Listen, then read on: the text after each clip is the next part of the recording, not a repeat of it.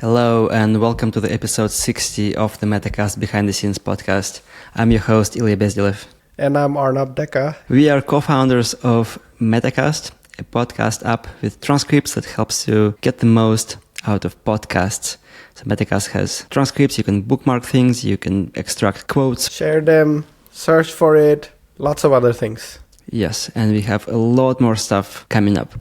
Right now we are in Google Play Store on Android. And we are in beta on iOS in test flight.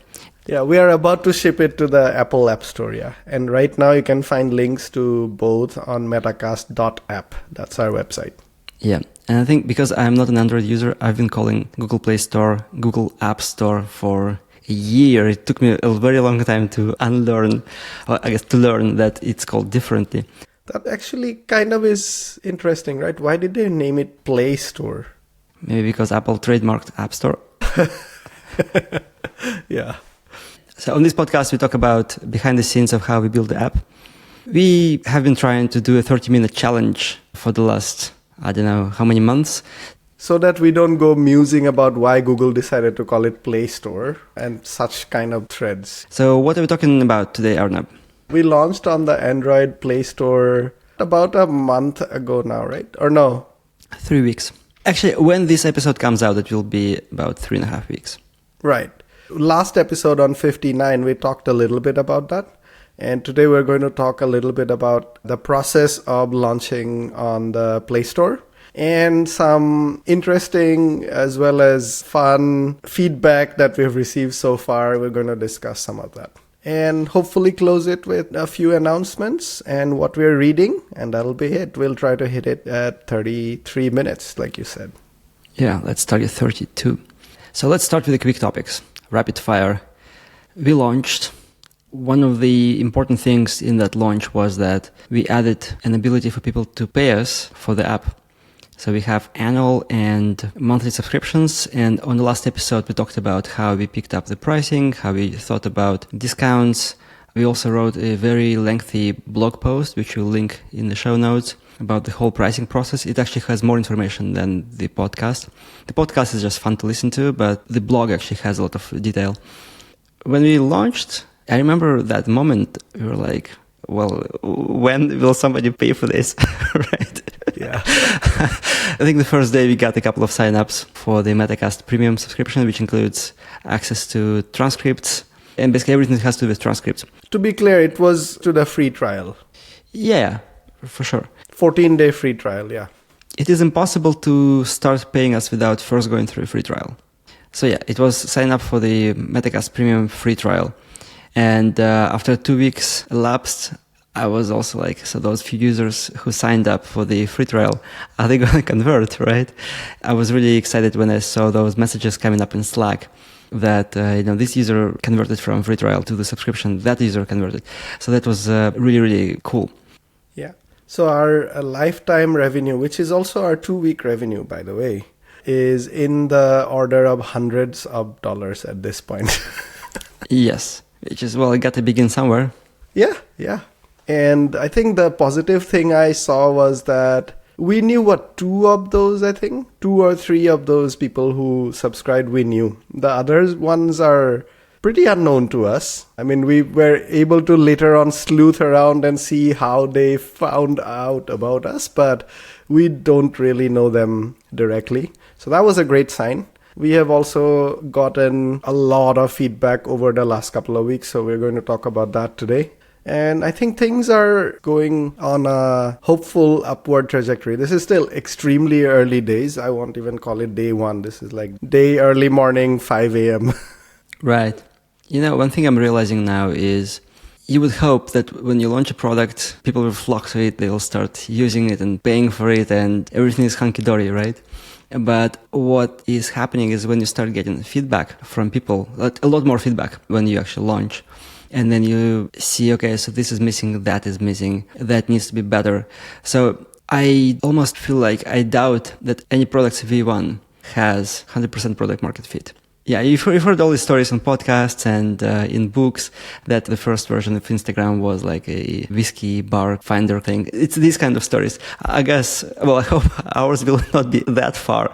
But I think our story is more like Amazon's or more like AWS's services, where they launch something. It finds some market, but it also gets a lot of feedback. And once Amazon starts to address that feedback, more and more people start to use the service. And eventually you get the EC2 or Lambda or other services that become the darlings of the industry, right?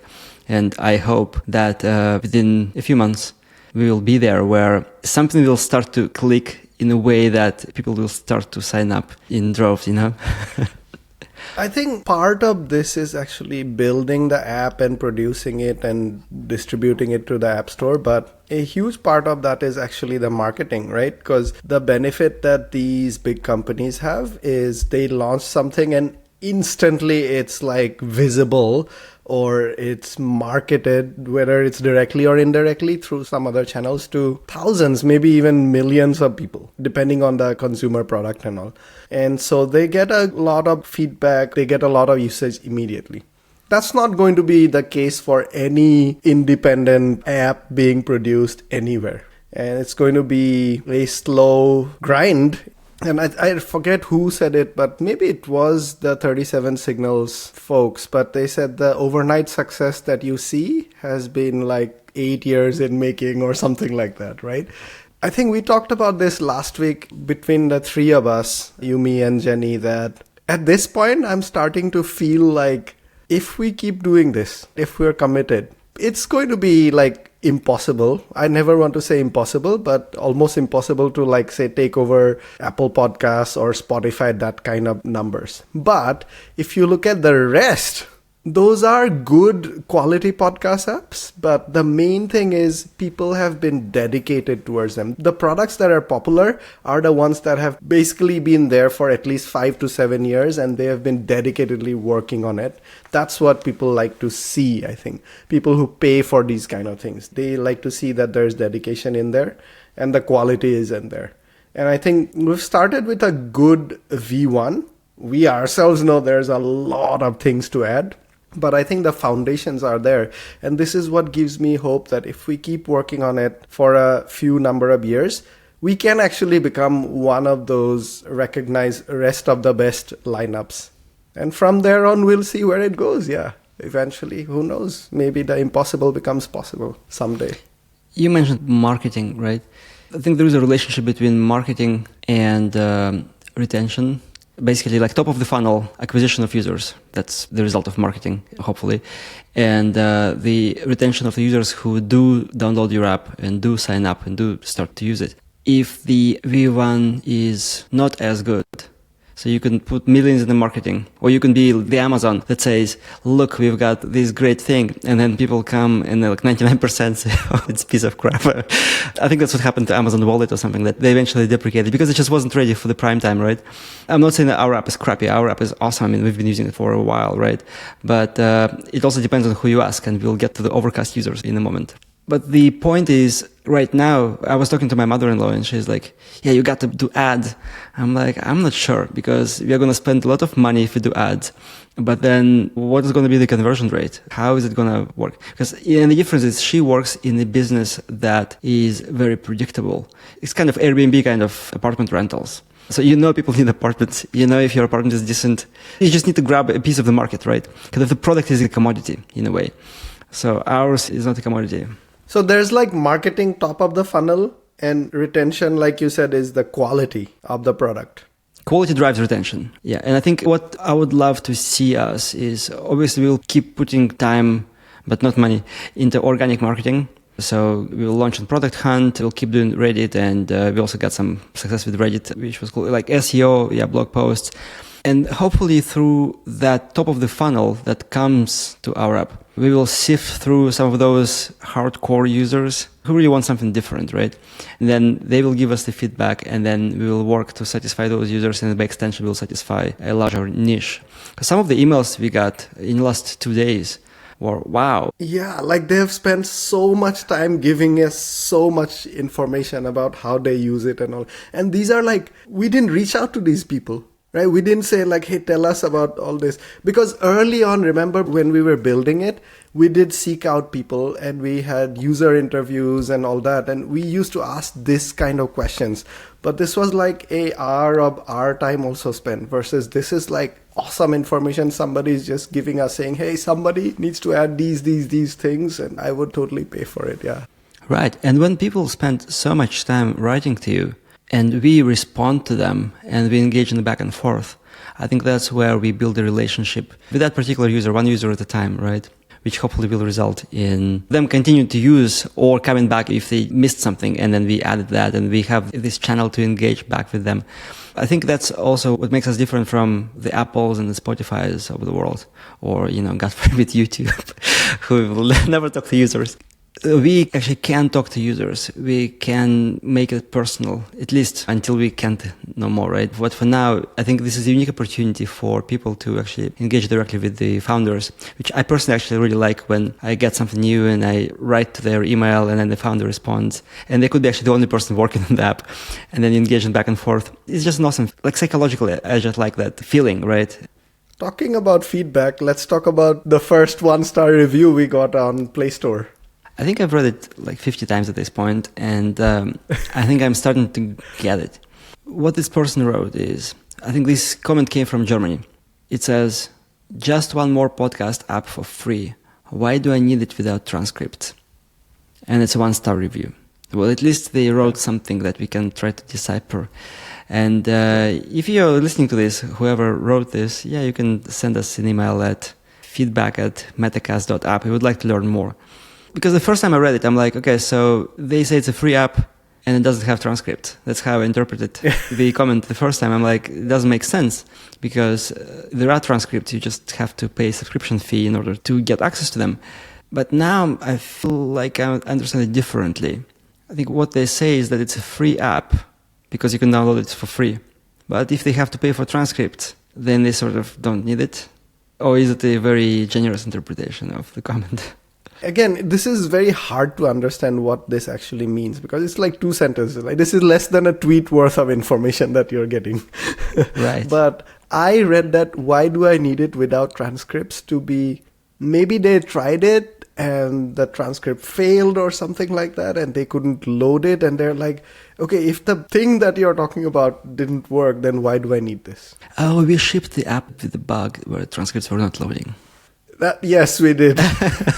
Okay, that would have been the case. It is possible, yeah. After that, we've received like a few 5-star reviews, so that's good. Some with text, and I think some of our beta users left it on the beta thing, which doesn't appear in Google Play Store, so we're trying to figure out how to move them to the production site, yeah. Yeah, and if you are a beta user of Metacast on Android, so please uninstall the app and reinstall it from Google Play Store, which will move you from the beta to the production app. So the exact steps are you uninstall the app, go to the Play Store for Metacast listing. Actually, let's take a step back. You first need to make sure that you have logged in with Google if you want to keep your favorites. Data. And your bookmarks on your playlists. Because if you signed up as an anonymous user, you cannot migrate your data from beta to production. Because we don't know who you are, because you're anonymous. Yes, because it's impossible to log in with an anonymous account twice, which means anonymous accounts work. I guess there is this limitation for beta to production transition. So if you want to stay anonymous, you can disregard that and then you can just create a new anonymous account, but you have to basically start from zero again. If you signed in with Google, you can sign in again on a different device even, and you will get all your data back. Yep. So you have to uninstall after you've signed in, you have to uninstall. Then there is apparently a place in the Play Store to say leave the beta or something like that. You have to tap that. Otherwise, you will not leave the beta after that. Otherwise, if you install, you'll keep getting the beta version. Anyway, we should probably do an email or something like that. We'll figure it out in the next few days and send it to all the open beta customers. Other people don't care about it, so yeah. Yeah, I really like how Apple has this very clear delineation between test flight, which is a pain in the ass for the users, but at least you just stop distributing the test flight and after 90 days it just stops working, right? There is no problem of people staying on beta indefinitely, whereas in our case we do have the problem. Yeah, the Google Play thing has been pretty bizarre because we can't even see who's using it through the open beta. I don't think we can see those on Apple either, but at least on the test flight, we know how to transition, how to stop it. Google Play is not as good. Okay, so the other channel we got feedback from, which was pretty cool and unexpected. Oh, so first of all, Pod News, which is a daily publication about podcasting. So their author, James Creedland, reached out to us and said, yeah, I saw you guys launched, and he asked a few questions, which we responded to, and then there was a short blurb in the email newsletter that day. I don't think it drove much traffic. And in their podcast, the daily podcast, also they mentioned us in there. Right. But I think it was Friday or Thursday last week, August 15th or so. Somebody posted a Reddit thread on Overcast subreddit. So Overcast is one of those other popular iOS-only apps for podcasts. It's been there for a long number of years. It was very popular. Right now, apparently, there are starting to be more and more problems. But anyway, it has a very dedicated user base. And somebody mentioned that, hey, there's this new alternative podcast app on the Overcast subreddit. Yeah. And then at least I learned about that because on our subreddit, somebody posted what could be called a question that's not a question. A question that starts, why can't you do this instead of what you're doing? They had certain assumptions about how our stack works or should work. And then when I responded and then they responded back, I realized that it's not really a discussion. I felt it was very negative, the whole exchange. It's okay. Yeah. I mean, in social media, you can't avoid negative stuff. Right. I had a flashback back to Amazon because Amazon launches products that are not ready for prime time. And sometimes it keeps these products for a long time in this kind of underbaked stage. I'm sort of used to hearing a lot of negative feedback about things I work on, like the AWS console. It's still pretty bad, actually. So God bless you, people who work on this. It's improving. It is improving, yeah. That's what they'll tell you, right? But it's still not great. And then what you start learning there is to listen to haters, but ignore them at the same time. So you sort of try to pick up constructive pieces from what they say, ignoring the voice and tone of their emotional reaction to what you do. And turns out, actually, that person, they have a point. I started thinking more about this problem and what the pitfalls could be for us. I still feel like we're doing the right thing, but it just made me realize how much more challenging it is than maybe we anticipated, right? But then what we saw is, I think you found that this person was also on that thread in the Overcast subreddit. That's where they discovered about Metacast. Exactly, yeah. And there were a bunch of comments like, oh, before it has custom playlists, I'm not doing it. And we also discovered that we forgot to turn off the paywall. Well, I guess we didn't forget, but we didn't realize just how annoying it would be. You turned it off after those posts. I think there were a couple of people saying that they want the smart audio controls that Overcast has. So basically the things that Overcast is great at, which is what you would expect, right? In the Overcast subreddit, is these things are not there yet. So I need these before I move. These are the exact things that Overcast is famous for. It stands for these exact things like custom playlists and the smart audio controls. Yeah. And I was actually pleasantly surprised by the amount of conversation and feedback that happened on there. Also, I think the number of people, so based on our analytics, who found the app and all this private feedback that we received after that. I'm assuming that these people all found us through that Overcast subreddit post, but they didn't post on that main thread publicly. They sent us very helpful, detailed feedback in email. So thanks to all those people. And a lot of people seem to have tried it out on iOS at that point. So that's good, yeah. So we didn't turn off the paywall for iOS because we wanted to launch it in Google Play Store and then turn on the subscriptions because we didn't know whether subscriptions would work for many people or not. So we wanted that ability to feature toggle in. And this is actually something we want to talk about. So why don't we go through the feature toggle part maybe today?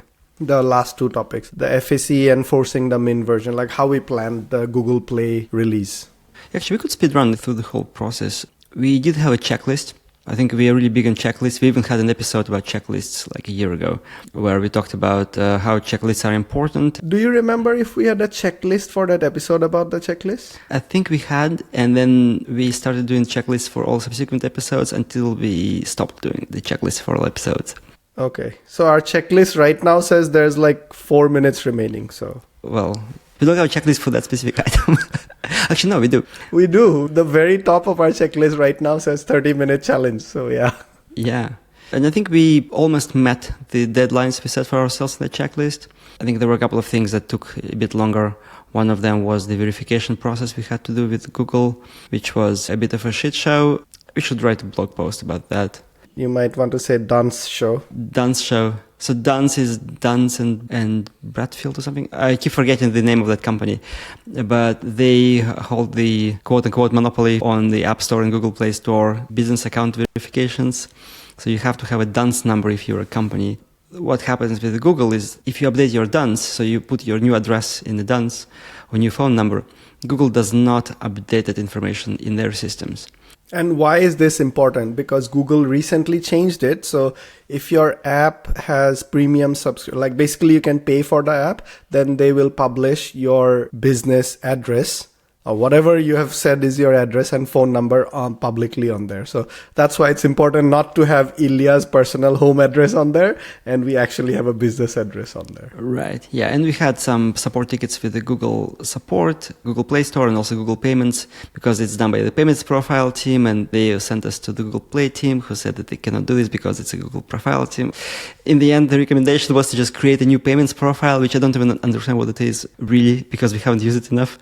So, but we had to recreate the whole thing in order to fetch the new data from DUNS. I was really disappointed in Google's lack of automation here, especially given how much people time they spent by responding to us. And wasn't there something in here where you had to upload your driver's license to prove your identity, and because there was a little bit of glare on it, they said, okay, this won't work? That was part of it too, yeah. It's like there's all this AI in the world, but sure, there's a little glare on this, so we can't read this, yeah. And there is some weirdness with the Florida driver's licenses because they're too shiny. So even when you go through the TSA, they scan that license and it doesn't always scan the first time. Maybe there's too much sun in Florida, that's why. I think Florida did something weird. And once those verifications done, we work with our friends over in Tramline. Tramline is a service that helps you like automate your release process for apps. And we basically did a percentage-based rollout into the production, like 5, 10, 15, and that's enabled so far to production. Wait, how do you do percentage rollout with the App Store? It's either in the App Store or it's not. No, App Store also, when we enable it for production, both App Store and Play Store, it will be percentage-based rollout. So for Google, we can decide the percentages. For Apple, it's just built in. It will only show it to like 5%. Oh, only certain percentage of users can see the app. Probably they collect some vitals from your app based on the performance and all. They will roll it out to more and more users. And for Google, we actually do that because it was small anyway. We did 5, 50 or 100 or something like that, yeah. Right. Then they filled in all of the contents of the Google Play listing, which was very straightforward. We just did a few images in Canva, wrote some copy. It went in without any delays, but I think about a week later, we got a violation notice from Google because the description of our app and also one of the pictures that we submitted it said it has either unattributed testimonials or more than 5 attributed testimonials. And we had 6 testimonials with names. And we removed those. We have no idea to this day, we don't know what an unattributed testimonial means because we did have the names and all that in there. Yeah, so eventually we just decided to just remove all testimonials so that we don't get kicked out from the Play Store. I did find this one a bit weird because they approved it, it went to production, it was visible. Then after a week, they noticed it. And not only did they say you're in violation, fix this, they said your app will be taken down within the next 7 days. And I found isn't this something you should have checked before and not published the app? Yes, and the second issue we had with the Google Play Store was that data safety form was not matching what the app was doing because apparently Firebase collects, I think it's called Firebase installation ID or something, which is considered a device ID. And we didn't check that box because we didn't know about that. We don't collect a device ID ourselves, yes. Yes, we don't. But Firebase has an identifier that Google considers as this thing. And I'm pretty sure they caught this programmatically. I'm not sure why they didn't catch it. when we submitted the app. It's like a freemium model, right? So they let you into the app store and then they start imposing rules on you later on. Yeah, but we resolved all of those within a week or so. I think I got some gray hair from that experience, but it was not that bad overall. Yeah, they were all approved. Right now we're all like in the green. All right, so now you want to talk about the feature access control? Yeah, so something we have in our app, everybody should have. It's called feature toggling, right? Launch Darkly is another famous service for this, but there are lots of other services available. So what this allows us to do is we launch software in the app to do certain things, but they're not enabled until a later point when we decide that this is ready and let's flip it. Because unlike a website, an app is distributed. It's actually software running on your phone. So we don't know when you will install or update that version again later on. So we distribute code beforehand and then turn the features on. One of the things we did for this launch was we built in all the code for subscriptions and all. We tested it internally within ourselves, but we turned off that feature and shipped it. We need to see that the app is actually working in Google Play production before we turn this feature on. And we also need to be able to turn it off in case of problems. Yeah, and just to add a bit of an extra explanation. So we keep the value of that feature in sort of remote config. Basically, the idea is that when the app launches, it checks the remote config and sees, is this feature enabled for this user? If it is, then the feature shows up. If it's not, the feature doesn't. Or if you want to disable it for everybody, we just flip the switch and then nobody sees the feature. Maybe there was a bug in the feature, right? And that's why we want to do that. Yeah.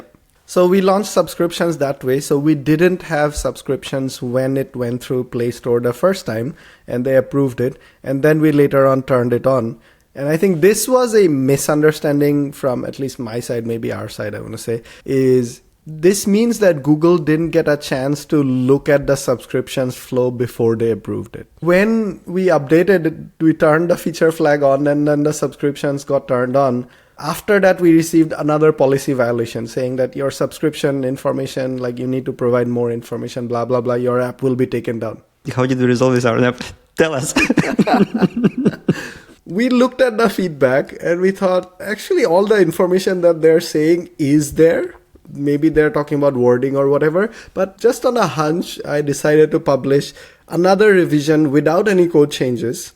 And voila, they approved it this time. So it's like, have you turned it off and on again? Yeah, probably somebody else from Google looked at it and they were like, yeah, it's fine. And then that violation was resolved without us doing anything. Yeah. And I think finally, one of the other levers we have with our app, and again, everybody should have, is when the app starts up, it checks what's my version. And we have a canonical definition of what's the minimum required version that we keep. Again, in remote config, that's one of the backends that we have, right? So it checks that. And if it is below the minimum required version, then the app doesn't let the user use it, basically, right? It shows a screen saying that, hey, you need to update this and go here and update it. Because we launched the 1.1 version at this point, basically our first 1.0 version, we updated that and that was it. People got migrated over to the new 1.0 version. Yeah, and I think right now we have version 1.3 in open beta. Yeah, in open beta, 1.2 in production. Yeah, and then we are going to send that email to the users telling them that they need to unenroll from the beta, install the app from the Play Store, etc. And I think we'll give them a little bit of time, and then we will have to turn on the version requirement to 1.4, 1.5, whatever it will be at the time. And basically the app will stop working for the open beta users because they will not be able to install 1.4 through the open beta channel anymore. Cool. We have just a few minutes to maybe just quickly actually talk about the transitioning of existing users, because we wanted to make sure that people who have trusted us during the beta period, that we treat them well and give them the heads up and also give them the discount, right? So we pulled the emails of all of the users who were not anonymous users, because obviously for anonymous users we don't have emails. And we also pulled some stats for their usage. Yeah, because some people like who signed up and didn't use it at all, they are less likely to react Well, I guess you could argue that you could reignite them, but also like you cannot personalize the email or anything, right? So I think what we got is we took the first X users who listened to more than Y episodes and consider them active. For those users, actually, we went through data that we have for them. We pulled their first names. So we actually filled in the Google Sheet and then used mail merge to send them an email that actually had their name in there. So we kind of made it more personalized this way. And their personalized usage. No, we did not do that. So first we asked people for testimonials. We added personalized usage. A couple of users had a lot of usage, but the rest, there was nothing like super impressive there for them, right? There is one user who we could say like, you've listened to like 800 episodes in the last 3 months, which I still find it fascinating because how is it possible even? But yeah, for the others, it didn't make that much sense. It was like semi-personalized with their name on it. And then the rest, we just said something like hello, and then they all received the same text. And we used Gmail's mail merge, a feature that lets you get emails from a Google Sheet, and then Gmail sends individual emails to all of those users. I think eventually we will need to use something like MailChimp with all of those DKIM, whatever, all of those email things that prevent you from being sent to spam. For now, with low numbers, we will just keep using mail merge, I think. And some people reacted immediately by unsubscribing from our mail merge, which is fair. And then some others sent us feedbacks, and sent us testimonials. So yeah, it was great. Some subscribed to the free trial and then converted after 2 weeks, which is even greater. All right. I think after that, you have a pretty good detailed plan of what we're going to do in the next 1 month content-wise, because like we discussed at the very beginning, we have our foot through the door at this point. There's a lot of things to build, but at this point, it's also marketing, growing the top of the funnel, and retention. Those are the two big things for us. So maybe in the next episode, we can talk about our plan for that and how it's panning out, because it will be about a month by that time. I think we should time the next episode release to be a couple of days before launch on Product Hunt. Actually, I'll say this. So if you're listening to this episode, we are going to have a Product Hunt launch soon. So please subscribe to our newsletter, because we will give everybody a heads up. Please go and support us by this link when we have the launch active. So if you want to support us, please, I guess either subscribe to our Reddit or to our newsletter, because that's where we will communicate about the upcoming Product Hunt launch. We will really, really appreciate any feedback, any sort of reviews and ratings, because that will help us get more visibility. Yeah. Okay, so let's close this with what you're listening to, and then I'll go. I've had this thing where I want to learn, because I haven't read any non-fiction books for ages, for probably a year, because I've been mostly listening to podcasts and reading fiction books. And I'm like, I need something inspirational. I picked up David and Goliath by Malcolm Gladwell. For some reason, I've always resisted his books, even though I respect him as an author, and I also watched his masterclass on masterclass.com. He's amazing, but his books are kind of the same stories repeated over and over and over until you get them. And they're kind of all about the same thing. But I don't know, I just found it inspirational, sort of uplifting. It's a book about small groups of people or individual people beating up larger opponents or the system. It got me thinking about our advantage versus, let's say, Spotify or Apple, where I think engaging with users, doing niche things. It could be our David play against their huge Goliathness. Yeah. Also, I enjoyed listening to the episode from Bootstrapped Web. It's also two guys just like us, but they're not co-founders. Each of them have their own companies. I guess they are friends from a long time. Actually, don't know the history. And they just talk about what happens in their world. And the episode I listened about was about the Ripple.fm. So one of them launched, it's like a social media site for podcasters. I found that episode to be pretty cool. And also, I've been spending a lot of time gaming. I haven't been gaming for 20 years. I guess a bit of history here. I was gaming like competitively with like Quake 2, championships, clans, all that jazz when I was in high school. And then I just realized like I'm wasting my life and I stopped doing that. That was like 25 years ago. But I always liked the Need for Speed franchise. I played all versions from version 1 through I think the second Underground. And so yeah, I download NFS No Limits on my iPhone, and man, it is addictive. It is so addictive. Wait, on the iPhone? So you're playing it on the phone now? Yes, so NFS No Limits was a console game Looking at the graphics, it was probably like 15 years ago, give or take. I think in 2015, they released it for the iPhone. Graphics is really top notch on the phone, and it's really good. And what I realized is just how much I get addicted to these things. Like you earn gold, you earn cash, and you get like a bonus race skips so you can grind more materials for your car, all that kind of stuff, right? On some days, I would log into the app and I wouldn't even play the game itself. I wouldn't race, right? That was like an interesting realization that there is the gameplay, like the racing in this case, and there is the gaming aspect of it, which means getting the materials, getting the resources, the currency and all that stuff. I am not a gamer, but I think this is called grinding in the gaming world. My son taught me this term, and I was grinding car blueprints. To upgrade the car, you have to grind blueprints. I have to confess, I spent about, I think, $50 of real cash to get like the upgrade packs so that I don't have to grind and I can just get the next upgraded version of the car. Because otherwise I wouldn't be able to like proceed in the quest, right, in the campaign.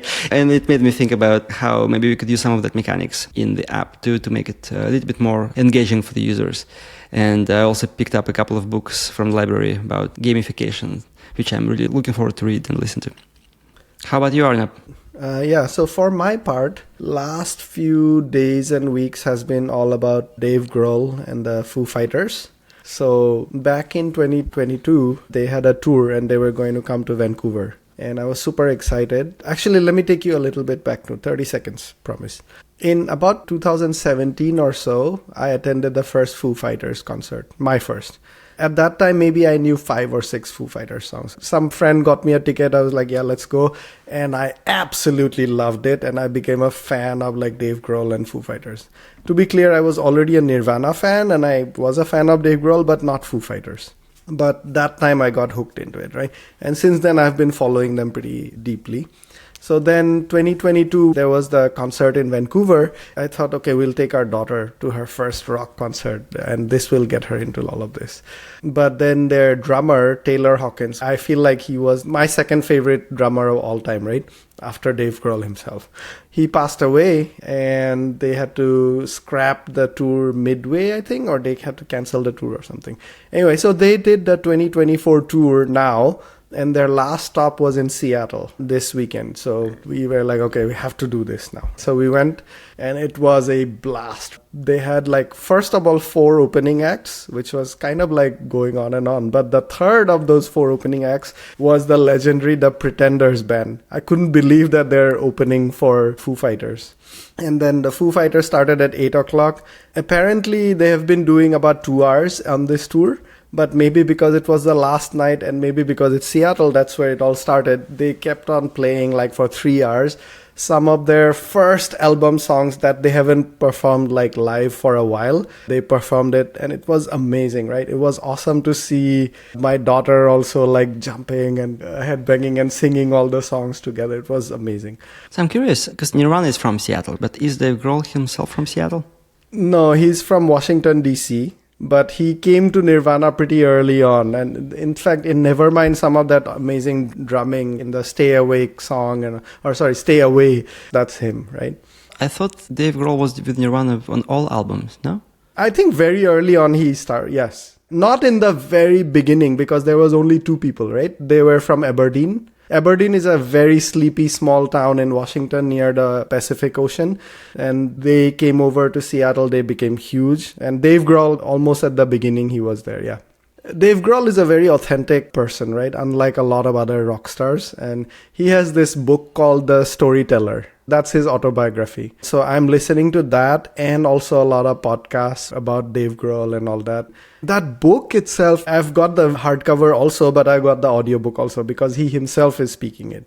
That's beautifully done. But very often in the book, he would talk about a song. And then I would go listen to that song. So I'm going very slowly through the book, enjoying it to the full extent. So actually, it would be nice if the audiobook had the songs in there. So far, I'm in the first 10% or so. They do a little bit clips of the song. I think they didn't want to probably put in the whole song in there. I see. So I was listening to an episode with Rick Rubin on the Joe Rogan podcast. And there, they would just turn on the whole songs from System of a Down, from other bands that were produced by Rick Rubin. And it was actually so cool to listen to this in context. So you don't have to like go somewhere else. It just keeps playing in your head, and then like they pick the right duration and the right segments of it. I found it to be really, really cool. I wish books also did that more often. So Dave Grohl did say turn up the volume and that there will be like music in this audiobook. So there's probably more to come. So the one that he talked about today morning when I was listening was Smells Like Teen Spirit from Nirvana. But I know that song inside out. I've heard it, I don't know, like at least 1,000 times maybe. But that reminded me there are all these other awesome tracks from the Nevermind album that I have not heard for a long time. And so I went down, like I listened to a little bit of the audiobook, then I spent about 40 minutes like listening to all those other songs that I have not heard for a while. So yeah, there's actually one song on that album that is really good for your dog walks. It's called Territorial Pissings. Oh, yeah. And the insane like shouting towards the end of that song, yeah. Well, my favorite is Stay Away. There's a lot of personal history with that song too. I won't say it on the podcast, but I'll tell you afterwards. Actually, my favorite song from that album is one of their least popular songs overall. It's called Drain You. There's something about that song. It's a weird song. When I heard it for the first time when I was, I don't know, 16 or 17, it just like stuck with me. Okay, let's close this episode with some advertisement of the Metacast podcast app. So if you're listening to podcasts and you want to try out a new app that has transcripts where you can bookmark cool segments from the podcast, you can share quotes from the podcast, you can use playlists. Or you want to go back, what was the song that Ilya talked about? You can go search for it inside that app. Metacast.app is where you find the app. It's in production on Google Play Store and coming soon on Apple App Store, or you can join the beta on iOS through TestFlight. All right. If you have any feedback, notes for us, enjoyed it, didn't like it, was too long, too short, whatever it is, send us an email at hello@metacastpodcast.com. And see you next time.